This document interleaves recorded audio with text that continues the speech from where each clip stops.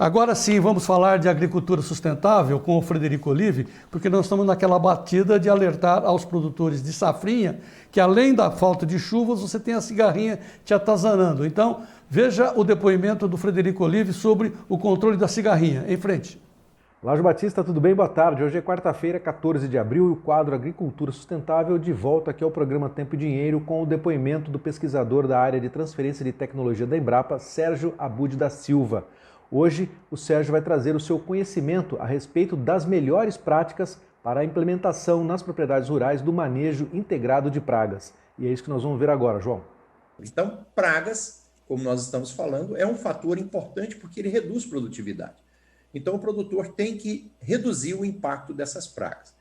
E para isso existem algumas premissas, como, por exemplo, ele deve utilizar aquelas variedades que são menos sensíveis às diversas pragas que nós temos hoje no mercado. Então, o uso da genética favorável, né? Hoje nós temos as plantas BTs, que expressam toxinas que ajudam no controle das pragas, então a genética é uma coisa importante. Nós temos o controle cultural, ou seja, ele deve fazer a dessecação da sua lavoura, a dessecação dessas plantas de cobertura, com pelo menos 30 dias, nas regiões onde isso é possível, antes do plantio. Com isso, aquelas pragas que estão presentes ali na lavoura, elas vão morrer de fome, porque como a lavoura seca muito rapidamente, não sobra alimento para elas, então essas pragas que estão inicialmente na lavoura acabam morrendo de fome. Com isso, não há necessidade do produtor entrar com inseticida junto com os dessecantes, né? Com aquele produto que vai secar aquela planta de cobertura para que ele possa fazer o plantio.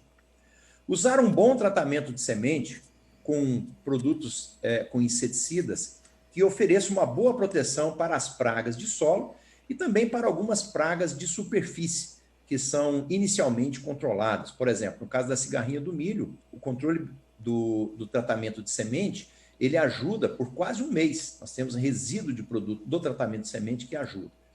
Depois ele deve monitorar a lavoura dele, observando a chegada dessas pragas. E uma vez que essas pragas chegaram, ele deve quantificar para saber se ela chegou no nível de controle, né? E aí optar inicialmente por produtos que sejam mais seletivos para os inimigos naturais, causando menos danos aos inimigos naturais, mantendo esse ambiente mais equilibrado, né? E utilizar também equipamentos de alta tecnologia para que ele consiga colocar o inseticida ou o produto químico que ele vai aplicar concentrado no alvo, né? Quando a lavoura já está muito alta, se ele não tiver uma boa qualidade de aplicação, as folhas da lavoura acabam agindo como se fosse aquele efeito guarda-chuva, né? Não permite que os produtos penetrem no dossel médio e inferior da planta, fazendo com que os insetos ali embaixo fiquem sem proteção. Então, essas são premissas que o produtor deve ter sempre em mente. Mas existem alguns desafios, como você falou. Por exemplo, nas áreas muito extensas, né, o produtor deve utilizar alguns sensores que já são disponíveis no mercado, que vão ajudá-lo nesse monitoramento dessas pragas presentes na lavoura, inclusive plantas daninhas, né, facilitando a identificação e depois facilitando as tomadas de decisão em relação ao controle.